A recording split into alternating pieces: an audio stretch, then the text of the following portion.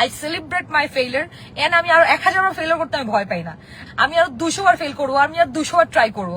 Career শুরু করছি আমি এমপি পদপ্রার্থী থেকে, তাহলে আমি কোথায় যেয়ে শেষ করবে তোমরা বোঝা উচিত। তোমরা যে এই যে আমাদের একটা ছাগলের 3 নাম্বার মতো বাঙালির কিছু লোকজন আছে যারা কিছু বুঝে না টুঝে না, তারপর ওই নামবে, যা দেখবে সোশ্যাল মিডিয়াতে ওইটাই লাফায়াটা ওইটা নিয়ে কথা বলবে। এটা হচ্ছে এটা দোষ হচ্ছে আমাদের ছোটবেলার প্যারেন্টিং এ, বুঝছো?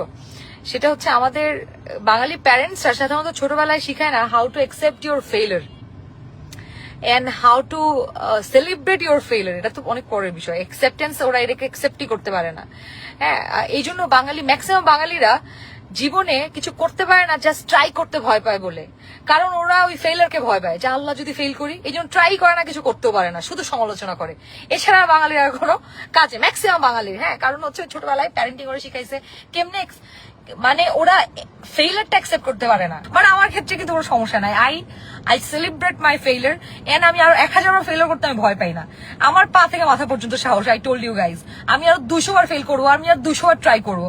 সো তোমরা যারা মনে করতেছো এটা নিয়ে ট্রল কইরা আমাদের চুপ করে বসে রাখতে পারবা, ভাই, you take panga with wrong people again and again. আমি 1000 বার ট্রাই করবো and this is my starting, just starting. আমি আমার ক্যারিয়ার শুরু করছি, তুমি বুঝো বিষয়টা, একটা আমার রাজনৈতিক ক্যারিয়ার শুরু করছি আমি এমপি পদপ্রার্থী থেকে, তাহলে আমি কোথায় যেয়ে শেষ করবে তোমরা বোঝা উচিত, বুঝছো? এটা তো আমার শুরু মাত্র। আর এটা স্বাভাবিক, দেখো তুমি এটা একটা লজিক মিলাও, এবং এটা it's just starting of my life. আমি একটা ছোট মানুষ, মাত্র শুরু করলাম ক্যারিয়ার। আমি যখন চুলটা পাকবে আমার, ধরো আমি ঠিক করে কথা বলতে পারবো না, তখন যাবো সংসদে, সমস্যা কি? Just starting. ক্যারিয়ার কি 1-2 দিনের খেলা? মানে রাজনীতি তো আসলে 1-2 দিনের কোনো একটা গেম না, কিংবা 1-2 দিনের একটা প্রসেস না। ইটস লাইক এটা অনেক লেন্দি প্রসেস। আমার জাস্ট শুরু হইলো। So let me do it in my way. তোমরা আমার নিয়ে এত চিন্তা করো না ভাই, এত কষ্ট পাও না। I will do it in my way. হ্যাঁ, আমি আমার ফেইলিয়ারকে অ্যাকসেপ্ট করতে জানি, সেলিব্রেট করতে জানি, এবং আমি ফেইলিয়ারে ভয় পাই না। আমি আরো অনেকবার ফেইলিয়ার হইতে চাই। মানে পাগলের সুখ মনে মনে। ইকবাল হোসেন, হায় রে বলদ, এই বলদ যেটা লিখছে, মানে আমার হয়ে তুই কেন চা খাইতেছিস রে বলদ? মানে আমি তো কিছু হয় নাই, আমি তো ওকে। আমি দেখতেছি ফেসবুকে সবাই হতাশ হয়েছে, নিজের ফেলার, এরা এতই হতাশ যে নিজের ফেলারটা অ্যাকসেপ্ট করতে পারে না, আমার ফেলারটাও অ্যাকসেপ্ট করতে পারতেছে না। I know my strength, I know my things.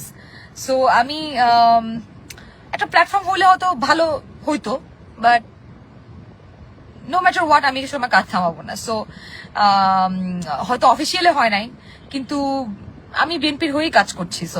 So এটা নিয়ে তো প্যারা খাওয়ার কিছু নাই। আমার কোনো এমন না যে আমি রাজনীতি করতে পারতেছি না, রাজনীতি তো শুরু করলাম মাত্র আমি।